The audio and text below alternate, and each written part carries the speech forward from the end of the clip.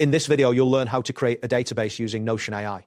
By following these steps, you will be able to set up a structured database that meets your needs efficiently. Begin by opening your web browser and navigating to the Notion website. Type in notion.so in the address bar and press enter. This will take you to the Notion homepage where you can access all of its features. Next, look for the option labeled Notion AI on the homepage. This might be visible in the main navigation menu or as a prominent button. Clicking on this will direct you to the AI interface where you can harness the power of artificial intelligence to enhance your database creation process. Once you are on the Notion AI page, you will see a prompt that says, "How can I help you today?" Click on this prompt to start interacting with Notion AI. This is where you can input your requests and queries. After clicking the prompt, type in a request such as create a database for time. This input will guide Notion AI to understand your intention and assist you in creating a suitable database. As a result of your query, you may see several suggested options. Click on the one that says time log. This selection will lead you to a pre-configured template that is tailored for tracking time-related entries. Following this,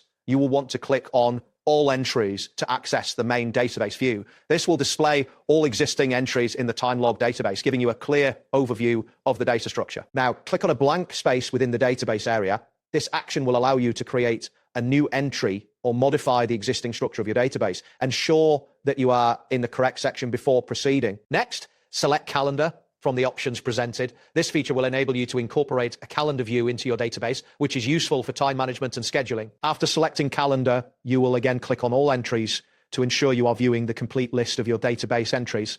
This step is crucial for confirming that your entries are organized correctly. At this point, you can personalize your database. This includes adding properties, adjusting views, or modifying the layout to suit your specific needs. Personalization enhances the usability of your database. Finally, click on a blank space once more to finalize your changes or to create additional entries. This will ensure that your database is ready for use. That wraps up today's guide. Thanks for watching and catch you in the next tutorial.